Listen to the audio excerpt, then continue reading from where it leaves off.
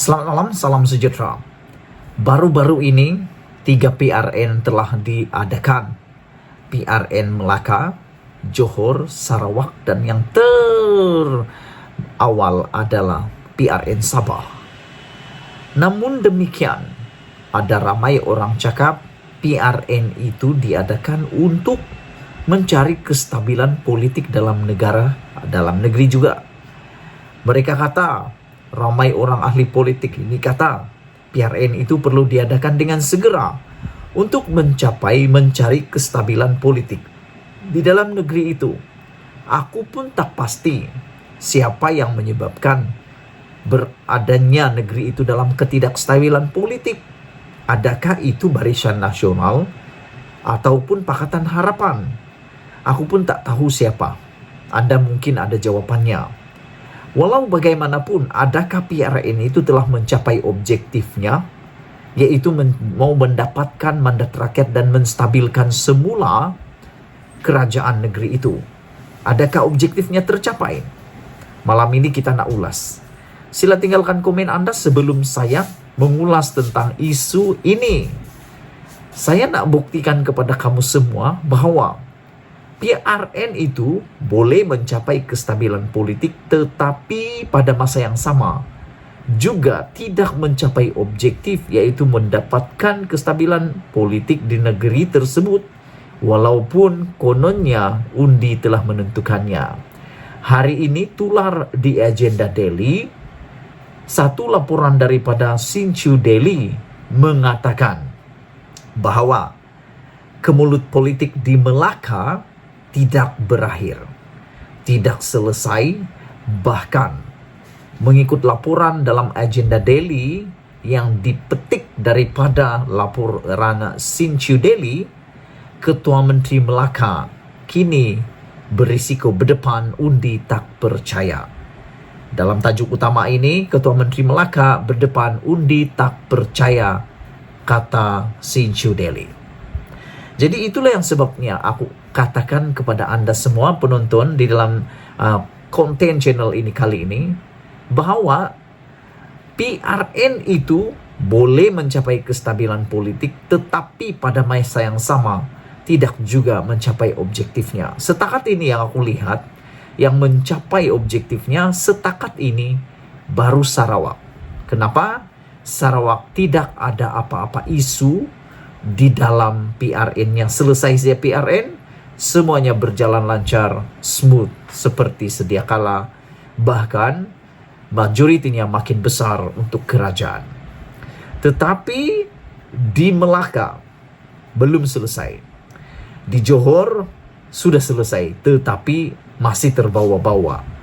Dengar-dengarnya bau-baunya masih lagi ada di sana.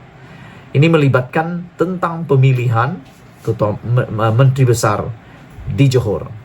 Walau bagaimanapun, ia tidak seteruk di Melaka. Kerana di Melaka, isu perebutan Ketua Menteri masih seputar, masih diulas, dan masih menjadi buah mulut kepada semua pemerhati politik, penganalisis politik, dan semua orang-orang kampung. Bercerita saja, masih cerita tentang Ketua Menteri Melaka. Desas-desus kembali muncul menggugat politik dalaman UMNO yang mentadbir kerajaan negeri Melaka.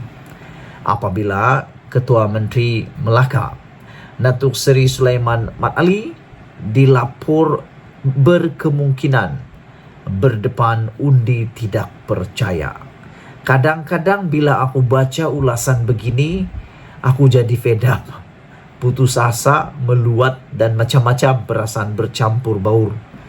Kadang-kadang geram juga.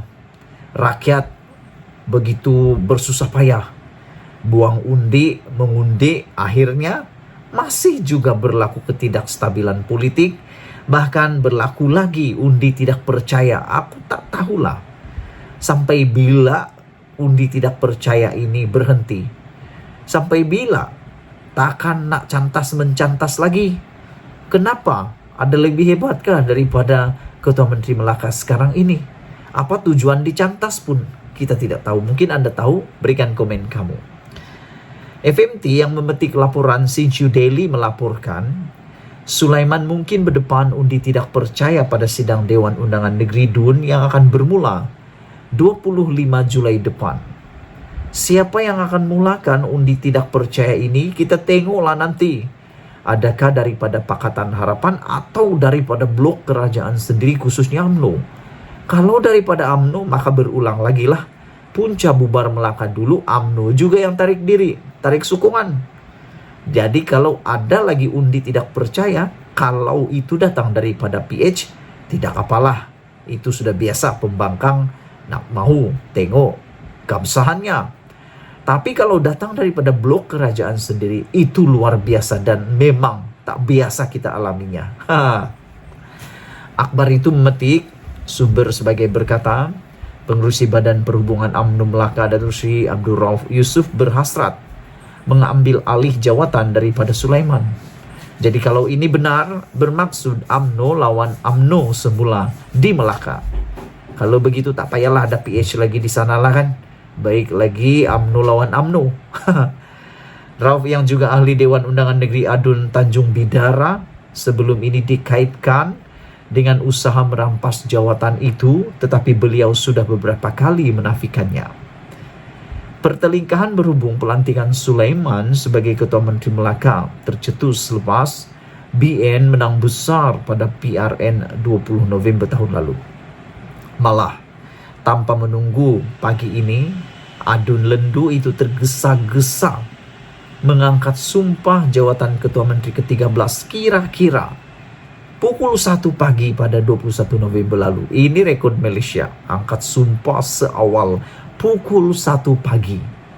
Kenapa? Besok dah tak kiamat ke? Tidak ada hari esok lagi ke? Sehingga jam 1 pagi pun nak juga angkat sumpah. Tapi pada pendapat pemerhati politik dan penganalisis politik, ada sesuatu yang mungkin ditakuti oleh Ketua Menteri tersebut. Mungkin dia takut sempat berlaku perubahan nama untuk dijadikan Ketua Menteri. Berebut-rebutlah menjadi Ketua Menteri kan. Majlis angkat sumpah diadakan di hadapan Yang di-Pertuan Negeri Tun Muhammad Ali Rustam beberapa jam setelah BN diumum menang 21 daripada 28 kerusi DUN. Ia merupakan kali kedua Sulaiman dilantik sebagai Ketua Menteri Melaka selepas pertama kali dilantik ke jawatan berkenaan pada 9 Mac 2020, menggantikan Adli Zahari yang dilantik Ketua Menteri Melaka ke-11 pada 11 Mei 2018. Namun, spekulasi terus bertiup kencang apabila ada usaha oleh pihak tertentu di dalam UMNO untuk menggulingkan Sulaiman. Menurut laporan itu, beliau dikatakan mendekati beberapa wakil rakyat kerajaan untuk meraih sokongan bagi mengusulkan undi tidak percaya kepada Sulaiman. Rauf kini ialah Exco Perindustrian Pelaburan dan Pembangunan Usahawan Melaka. Pada 21 Mei lalu, Sulaiman menafikan melepaskan jawatannya selepas seorang ketua bahagian UMNO mendakwa Adun Lendu itu dipaksa menandatangani surat peletakan jawatan. Sebelum ini, UMNO bahagian Alor Gajah mencadangkan Sulaiman dilantik sebagai pengerusi Badan Perhubungan UMNO Negeri dan pengerusi BN Melaka yang baru menggantikan Rauf. Ketua UMNO bahagian itu, Datuk Rospandi Leman, dilaporkan berkata, langkah itu bagi mengukuhkan kepimpinan UMNO dan BN di peringkat bahagian serta negeri sekiranya Ketua Menteri adalah individu yang sama memegang kedua-dua jawatan tersebut. Sekian dulu isu pada kali ini. Adakah undi tidak percaya ini benar-benar berlaku? Kita tunggu nanti pada sidang Dewan Undangan Negeri Melaka. Kalau benar ini berlaku, UMNO lawan UMNO sekali lagi. PH tidak buat apa-apa. Malaysia kita punya, kita jaga sama-sama, cintai Malaysiaku. Kita jumpa lagi. Bye-bye.